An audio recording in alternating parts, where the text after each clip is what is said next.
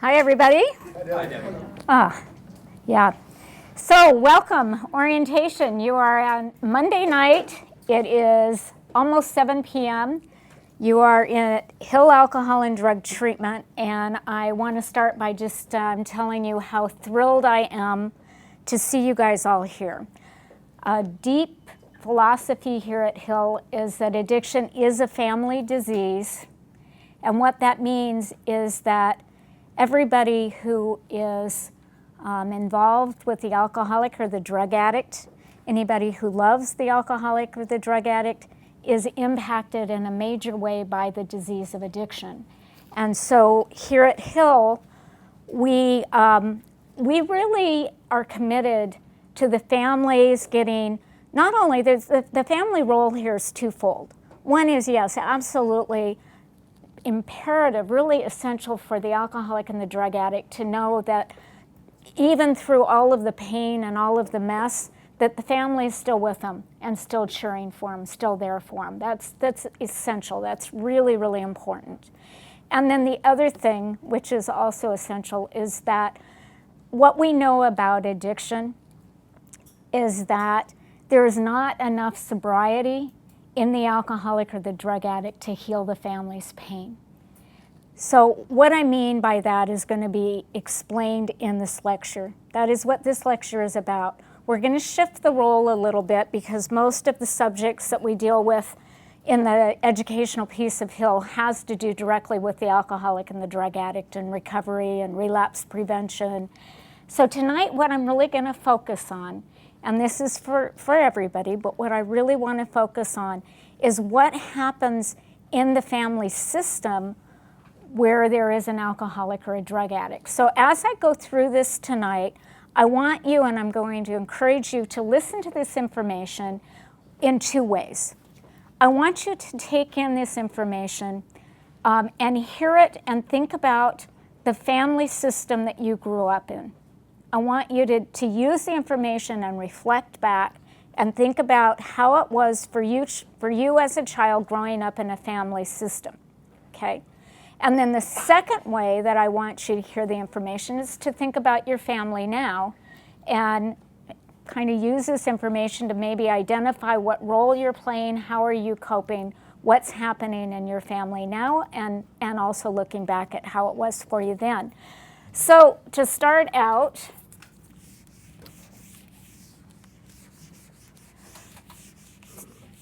I'm going to talk about this word, and hopefully we've got some hefty markers here. Yep. So I'm going to talk about this word dysfunction. How many of you are sick of hearing about dysfunctional families? Dysfunction. Don't worry, it's not. Where is the? Whoops-a-daisy. That's bad when the dysfunctional gets dysfunctional when you write it out. How many of you know what we're talking about when we talk about the dysfunctional family? Do you get a sense of what we're talking about? Can you feel that word? What is your sense? Yell out to me what do you think is happening or what is not happening in a family that is dysfunctional? If you break this word down, what it means is diseased function, broken function. So what is it that's happening in the family where a family's broken down or not working? It's not working right. Why? Why? Communication. Okay, bingo. Thank you for that. So the one thing that we really need to look at is what's happening with the communication in that family. And you're saying that there's a lack of communication. So there's a breakdown in communication and there's a breakdown in intimacy. So let's look at that word intimacy. What is it? What are we talking about when we talk about people being in intimate relationships? Get a sense of that? Personal.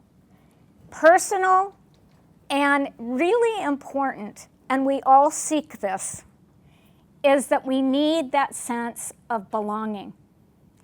So family, ideally, is that place that we can go to when the world is not treating us right when we're misunderstood, when we get beat up out there, family is the place of retreat. It's the place of belonging. It's the place that we can go to where maybe not everybody approves of what we're doing, but in the heart level, we know that we're accepted. I heard that acceptance word with Doug and his family a lot.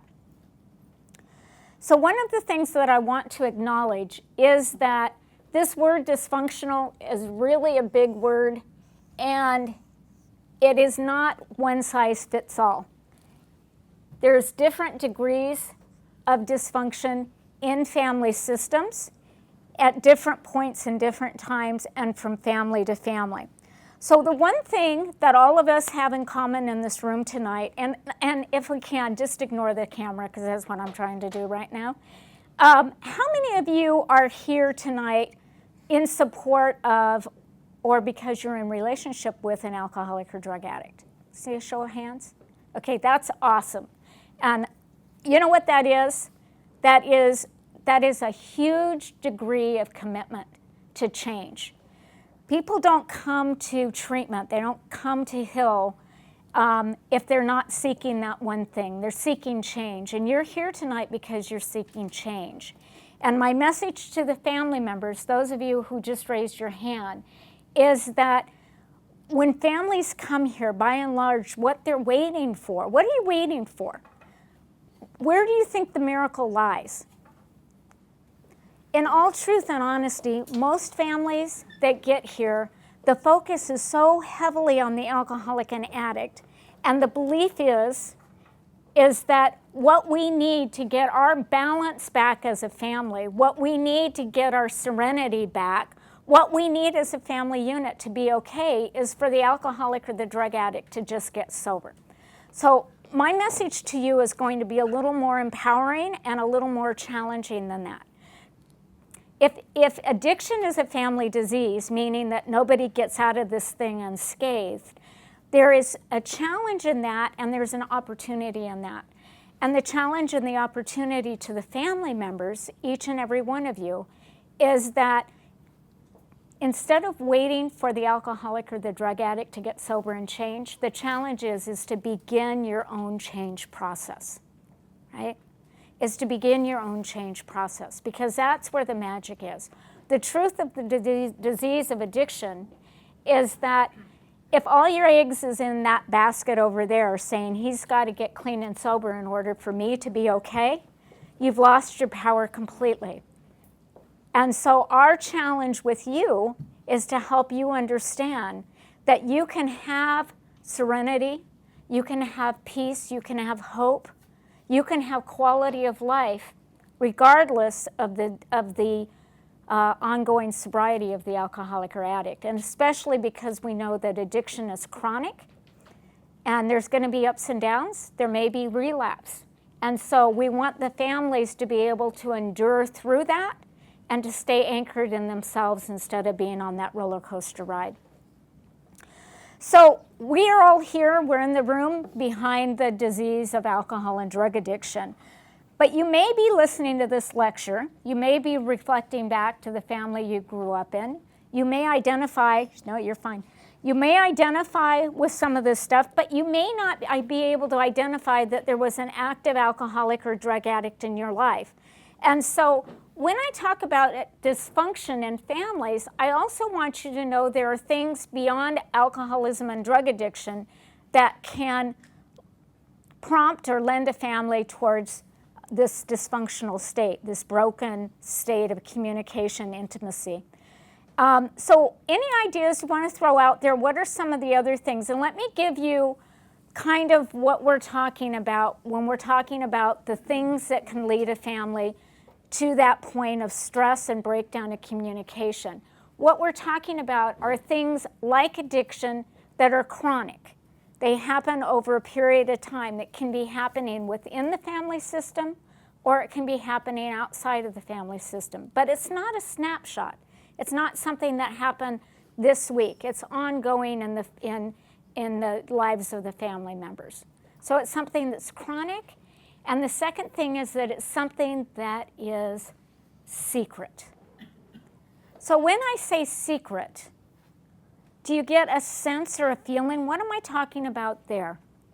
What feelings go with having a secret? Shame.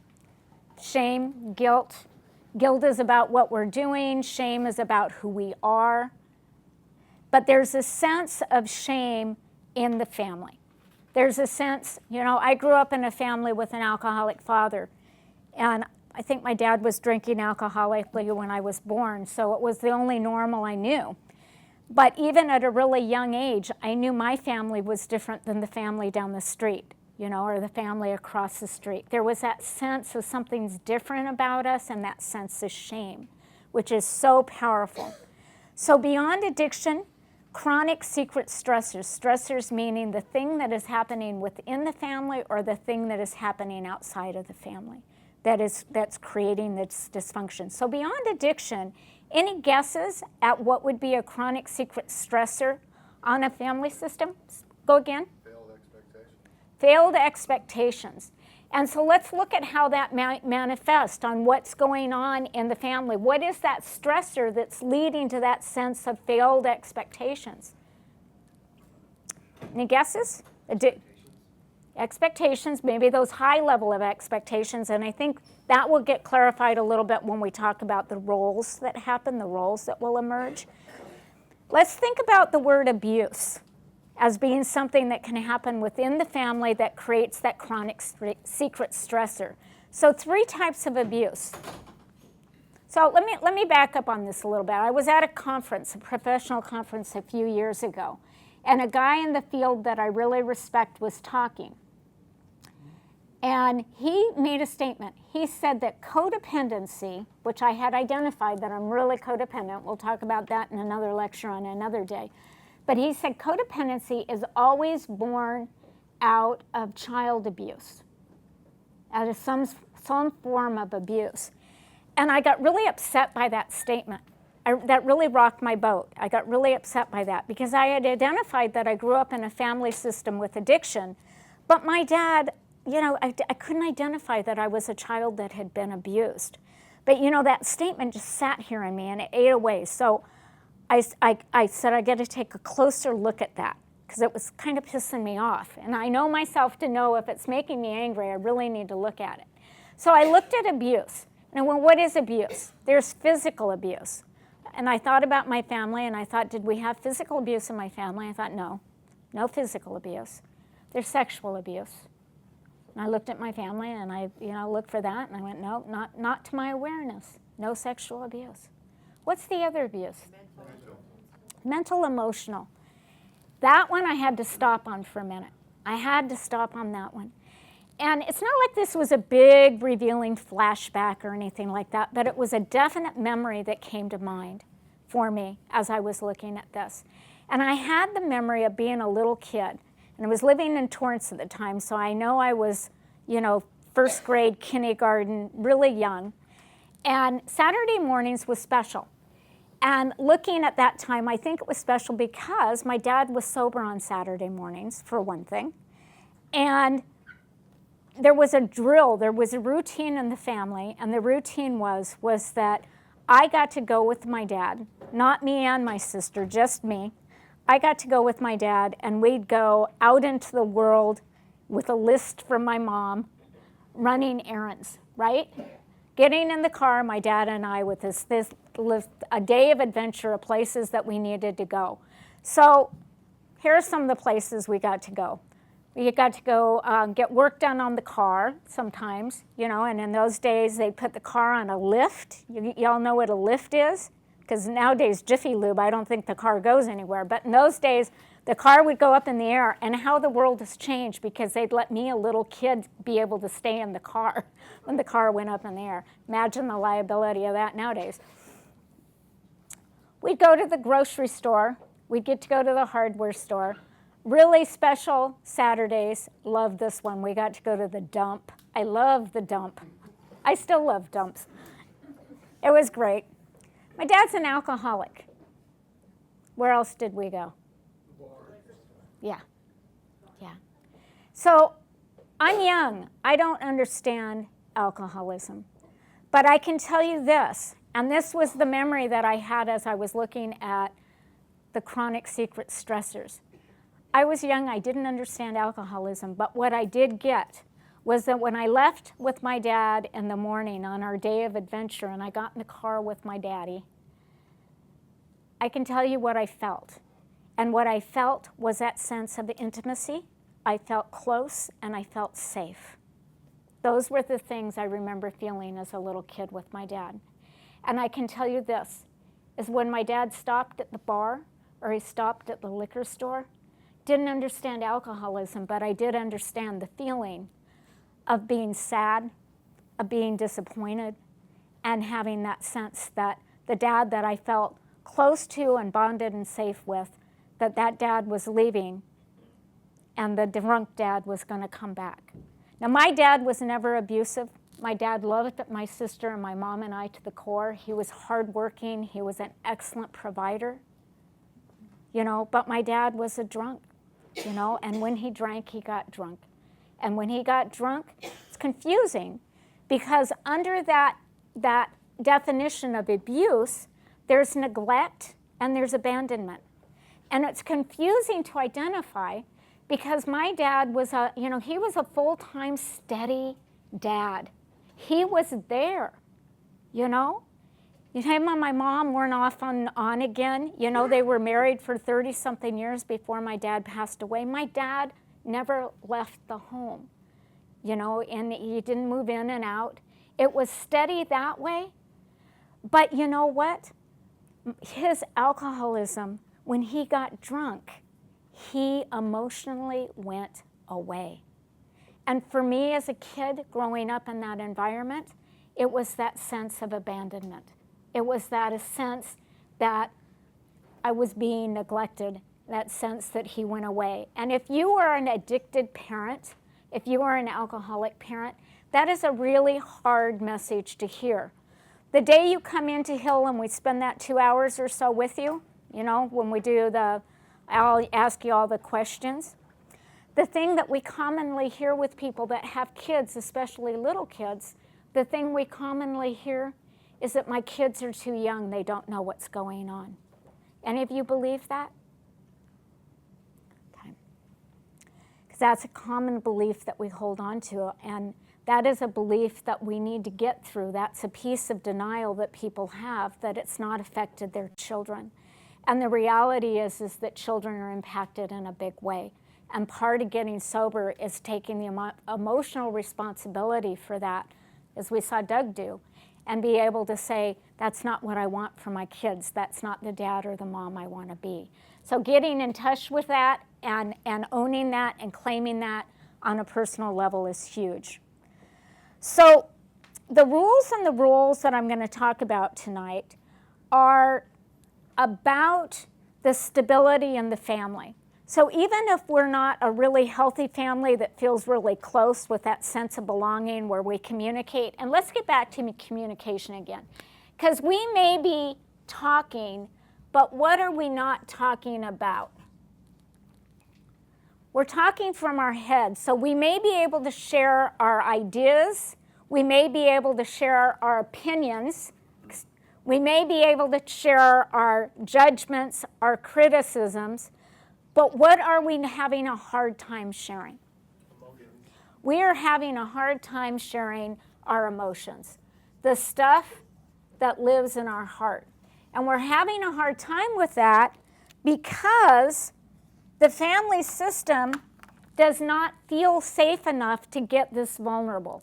What are we afraid of at that level of vulnerability? If we open up and lay it out, what are we afraid of if we lay it out? Judged and abandoned and rejected in some way, right? And so we learn in time in the dysfunctional family, we learn that we keep that deep stuff put away. And it may be that we're not laying it out there because if you hide this stuff over a period of time, and this happens a lot, we see this a lot with the alcoholic and the drug addict, but we also see it in the family members as we get to know the family, is that feelings become frozen. We don't know what we're feeling. Anybody identify with that? I don't know what I'm feeling? Yeah. So when we say so, because you'll hear that a lot around here at Hill, is what are you feeling? What's going on? What are you feeling? And when we hear, I don't know, sometimes that's evasive, like I don't want to tell you. But a lot of times it's true, as I don't know. I've been so checked out of my feelings for so long, I don't know what I'm feeling. So the challenge in recovery, and when I speak recovery, I'm speaking to the alcoholic and addict, but I'm also speaking to each and every family member. You are in recovery. When you decide to make your own personal deep change, you are in the recovery process, right? And so part of that recovery process is getting to know your feelings, is getting in touch and start, we talk about feelings being frozen, and recovery is the thawing process. And so the good news and the bad news that goes with recovery is what? The good news is I'm going to feel my feelings. I'm going to be in touch with my feelings. I get my feelings back. I'm going to be a whole human being. I'm going to be real, right? And what's the bad news about feelings? I'm going to feel my feelings, And so your container has to be strong enough to feel those feelings. What do I mean? When am I talking about your container? Okay, when crap happens, and if I wasn't on film, I'd probably say that differently, but stuff is going to happen. The wheels are going to fall off the bus because that's life. That's the nature of being engaged in life. And so what I'm talking about, your container being strong enough so that you can go through the real feelings that go with that, you have to have that support system in place. So what that means to the family members is that usually the family members are either overreacting to situations or we're underreacting to situations. We don't know what normal is, so we don't know what the right size of response is. And so the container being strong enough means that there's a place outside of myself, there's something bigger than me that I can retreat to, where I can get support from people that are in the know, that have been there and done that, and they know how to help me and guide me through that. For the alcoholic and the drug addict, initially it's here at Hill. It's this group. It's what you guys become to each other. It's what you guys become to each other. The magic isn't here at Hill. I love the counselors. They're all great and wonderful. But the magic that happens is what happens between all of you, and how you contain and you hold each other, and how you accept each other, and how you help each other to learn to accept yourselves. So the rules in the family and the dysfunctional family, prior to making these changes, the rules are about survival. All of the stuff I'm talking about are about survival. So the rules in the family are we don't talk, which is this. We're not talking about what's real. We learn early that we don't talk about the addiction. We don't talk about dad's drinking. We don't talk about the stuff that makes us have that yucky feeling.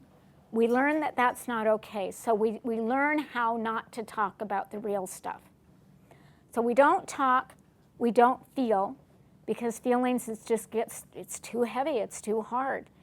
Sometimes we don't feel our feelings because we sense that the family isn't a strong enough container for those feelings. The family system itself is too fragile, so we learn it's just better if we don't feel them, so we go into freeze mode on our feelings. So we don't talk, we don't feel. And anybody want to take a guess at what the third rule is that's real powerful in the family, that's dysfunctional? We don't listen. That's probably really true. Another one is that we don't trust. We learn not to trust. We don't trust each other, and to trust is too disappointing, Addiction is powerful. I remember as a child, my dad struggling with his addiction, with his alcoholism, and saying, that's it, I'm done. I'm not going to do this anymore. Making announcements to my sister and myself and my mom, And then, a certain period of time, because, alcoholics and addicts, for the most part, we can quit, right? We just can't stay quit. And so there would be the pronouncements that he was going to stop, and then, period of time, next weekend, couple of weekends, it would be back again, right? So you learn not to trust because it's too hard, it's too sad, it's too disappointing. The rules in the family are unspoken, but everybody knows. The more severe the dysfunction, the more rigid the rules, and the sickest person in the family system establishes what the rules are. Okay, so I want to get in, and don't commit this to memory because there's a handout over there, so if you're interested in knowing, pick up the handout. There's also on the table over there is a schedule of Al-Anon meetings. Al-Anon to the family member is what AA or NA is to the alcoholic or the drug addict. It's your place to go so that you can learn how to start talking about the stuff inside, right? So it's essential. They're free. There's a lot of them in the valley, and the schedule is over there. And what I'm going to challenge you to is, because here's the crisis calls that we get. You know, we get crisis calls, and we'll get a call from a family member, and something's going on with the alcoholic or the drug addict, and they're all crazy, and everything's riled up again. And my question to the family member will be, so when was the last time you went to Al-Anon? Do you have an Al-Anon sponsor? And what's the answer that I inevitably get? No. I want them to go. They need to go and get better, and then I'm going to get better. Stop that thinking. Get your eggs back into your basket. Work on your own recovery. That's where the power is, and it's no place else. Okay, so go to Al-Anon, and it's like the alcoholic or the drug addict going to AA or NA. Don't go to one meeting. This is my assignment for you. You got to go to 5 meetings before you decide that it's not going to help you. Okay? You got to go to 5 meetings before you make the decision that it's not going to help you. All right. So I want to talk about the roles, and the roles that will emerge in the family system. This is the armor that we put on as children to protect ourselves against the pain and the dysfunctional family. This is the artificial behavior patterns that we use to protect ourselves emotionally when we're in this family where it's unpredictable, it's chaotic, and it's emotionally painful if we get in touch with it. So these are the roles in the children that will emerge, and the first role in the child is the role, and this is taken from the work of Claudia Black and Sharon Weichscheider Cruz, which were real instrumental at the Betty Ford Center years ago. They're therapists, and they've identified that the role of usually this is of the oldest child, is the role of the hero. And the hero child, this is the kid in the family system, usually the oldest, and this is the kid that seems very, very invested in doing the right thing. This is the child that wants to do the right thing. This kid is engaged in life, has friends, usually has some sort of mission going on, super responsible, is a little fixer, you know, if there's a problem, this kid wants to get it fixed. A bit of a perfectionist, all right? That's kind of what we're talking about with the expectations. Maybe a bit of a perfectionist. Looks like they have it all together and needs a lot of external approval. And that's the profile of visible qualities of the hero. And so remembering the family system is full of pain and problems. What are the feelings that's going on? Well, before we talk about the feelings, let's look at how is this role helping this child to survive in the family?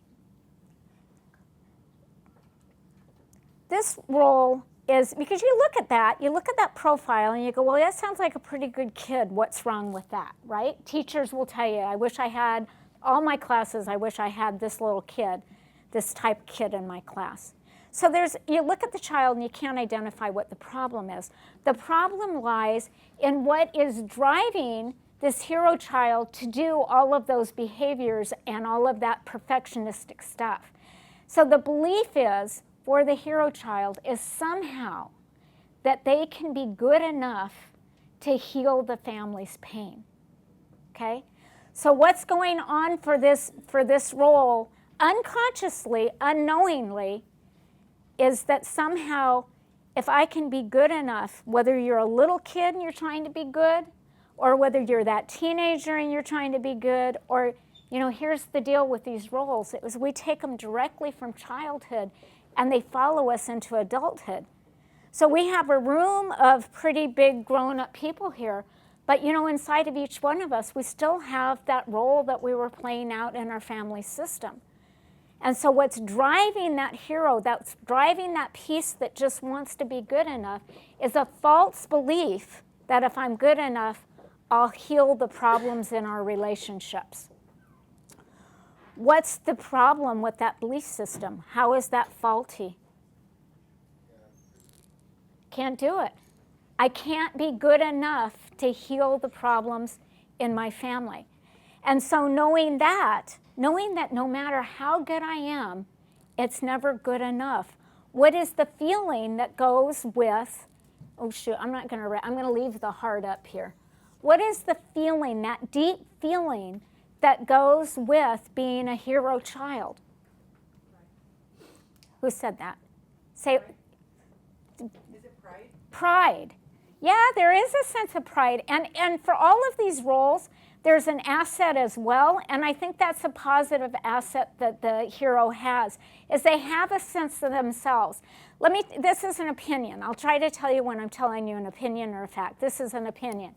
This is from years of observation. Heroes don't break down until they get into their 20s. That role will carry them for a long time, getting them through school, getting them into jobs, doing well, and then they get into their 20s, they enter their professions, they get their families, they get all their ducks in a row, but inside they go, there's something wrong. I'm not feeling it. It's that sense of, I have everything that a person can want, but I'm not happy. They start breaking down and burning out in their 20s. There's reasons for that. One is what they learned in childhood is to be over-responsible and to take care of people. They become the little parent for the addicted alcoholic or drug addict, right? They're taking care of siblings when they're way too young to be doing that. They're playing little mom or little dad, right? They partner in general, all of this is in general, they partner with people that are needy, so that they can perpetuate that false role of, I've got my stuff together, what's wrong with you? Because the only self-esteem that they got out of childhood came out of that role of taking care of other people and neglect of self or true self. So that's the discovery process in recovery for the heroes. Let's look at the next role, which if you flip this one over and you go inside out, the opposite of the hero is the scapegoat child. So what would the scapegoat look like if it's opposite of the hero? What does this kid in the family look like? This is the one that is always in trouble. The hero could do no wrong.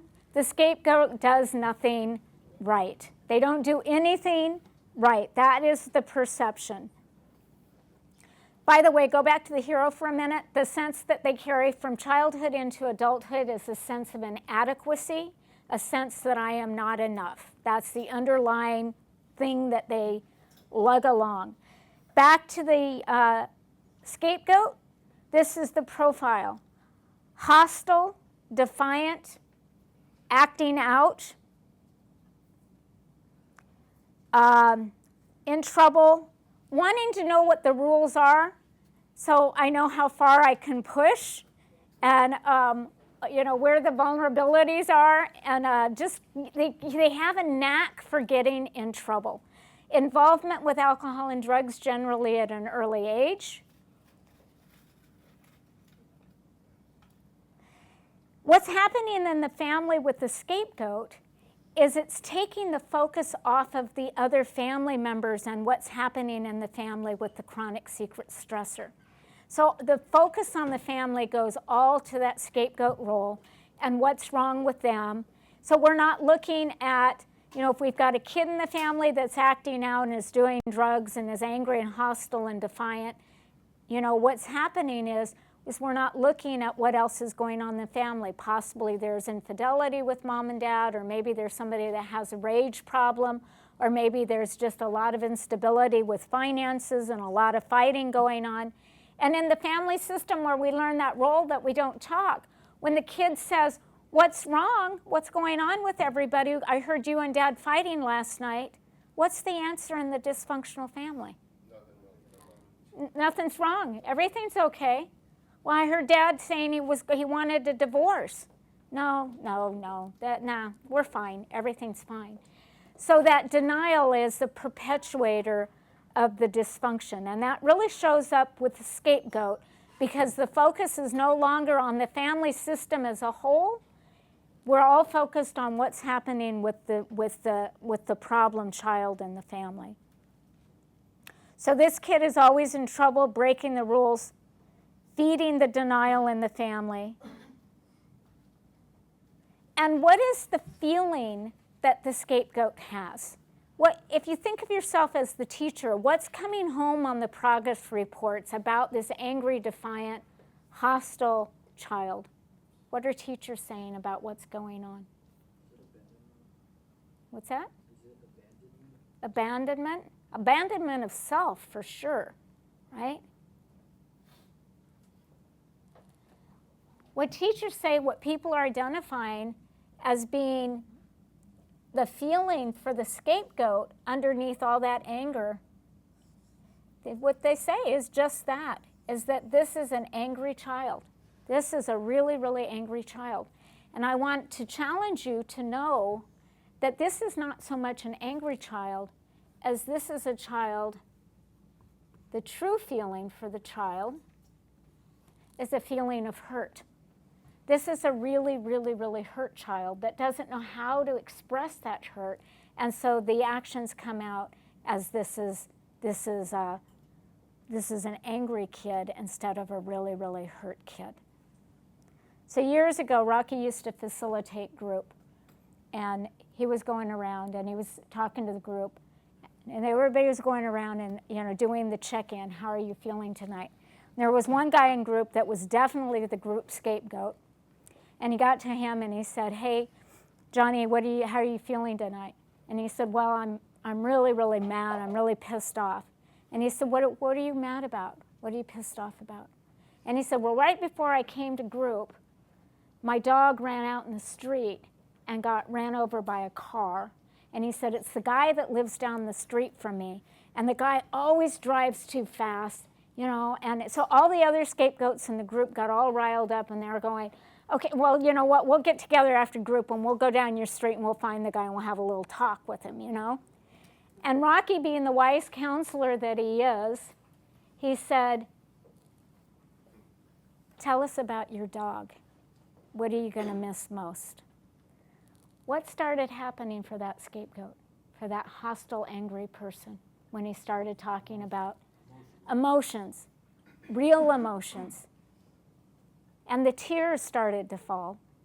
And the guy got in touch with the hurt that lies always, always right underneath that anger. And that is what the hostile, defiant, rule-breaking, doesn't give a damn scapegoat needs to do in order to recover, is to get in touch with the hurt that lies right underneath that anger. There's another role. Don't worry if there's not 4 kids in the family. You'll figure this stuff out. The next role is the role of the lost child. So we've identified that the addicted family is a stressed out, overwhelmed place to live, right? And so the lost child survives the family system and survives the chaos in the family by disappearing. This is the child that learns early on that they can survive the mess by just going away, just by disappearing. So this is the kid that emotionally knows how to escape. This is the kid that probably is super high tech. This is the kid that lives up in the room. This is the kid that always has on the headphones. This may be the child that just doesn't come home. They kind of live with the family down the street, you know? But this child learns that they can survive by withdrawing, by being a loner. Sometimes they seem to be very, very shy. They don't seem to have a real need for human connection.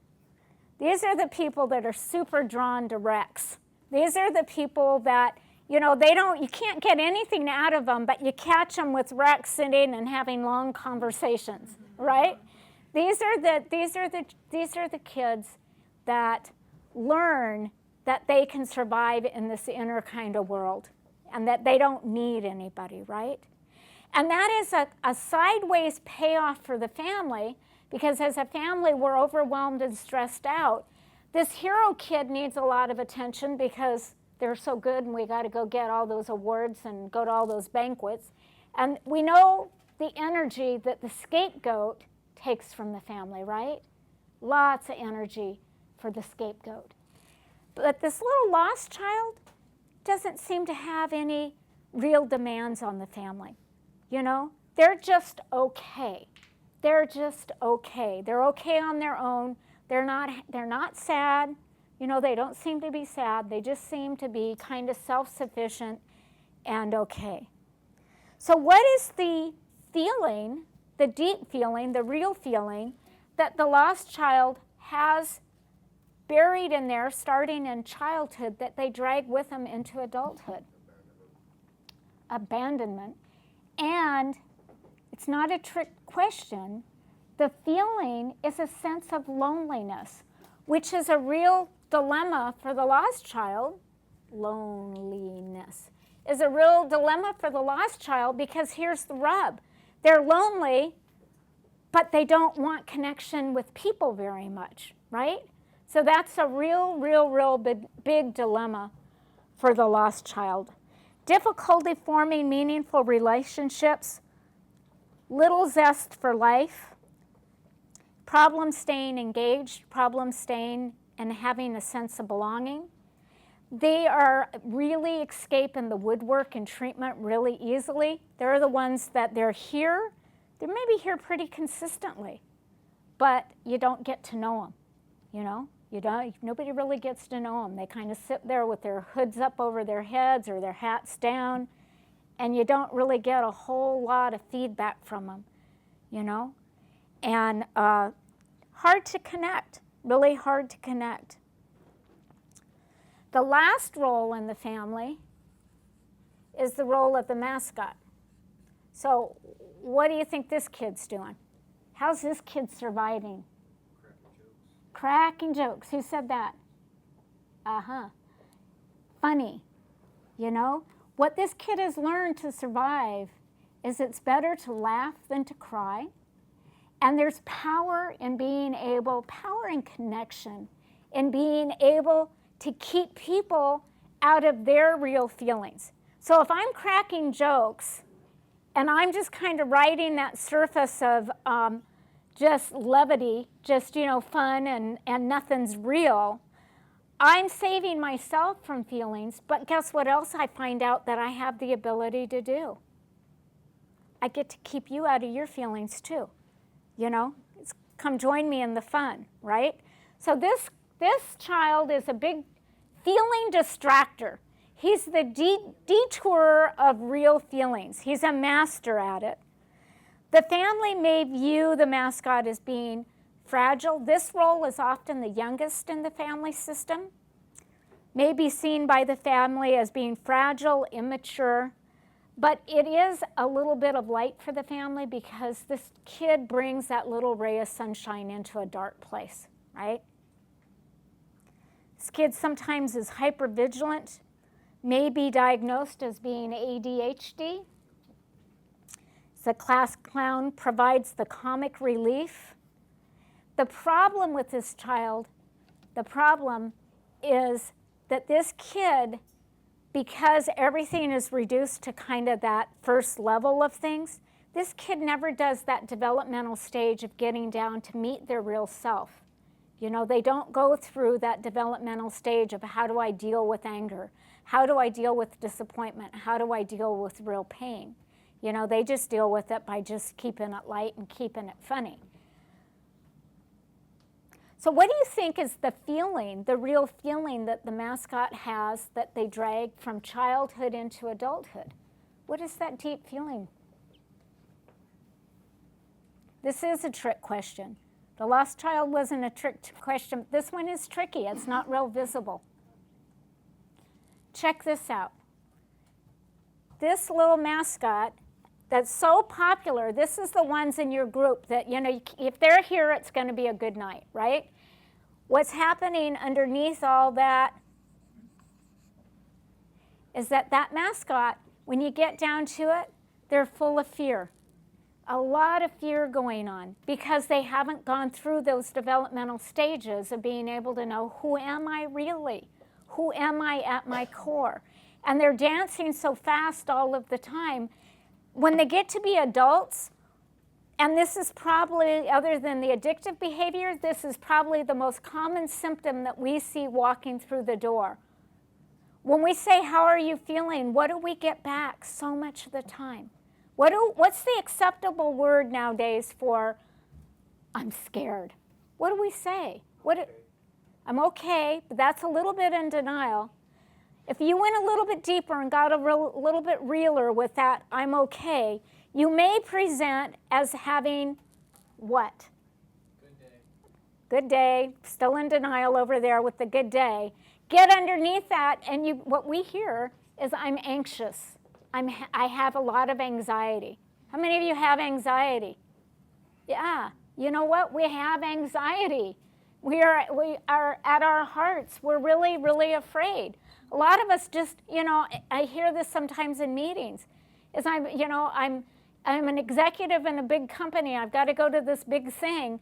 And if they only knew that inside of me, there's just a scared little kid, right? So when we can get real with the fact that we might just be that scared little kid, we can get connected with other people on that level, and we have that sense of belonging and that sense that we're okay. As adults, these scared little kids a lot of times develop phobias, what is a phobia? A phobia is a fear, but it's a fear of something, but it's not really a threat. There's really not a danger in it, you know? It's kind of like an unrealistic fear. The mascot has a low tolerance to stress, prone to panic or anxiety attacks, and all of these roles are at a high risk for addiction.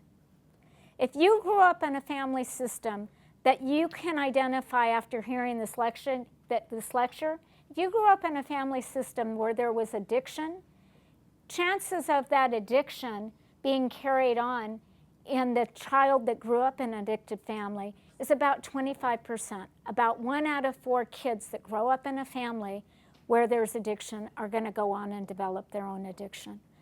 You know, sadly, we say it's the gift that keeps on giving.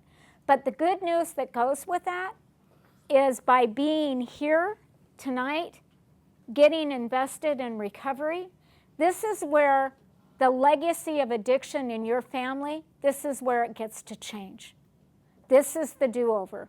This is where your family gets to start writing a new history for generations to come. Because addiction is a family disease, but recovery also happens in families, but it happens one person at a time. So that's the end of this lecture. I thank you guys for your attention, and I challenge you to get to meetings. Your schedules are over on the table. Thank you.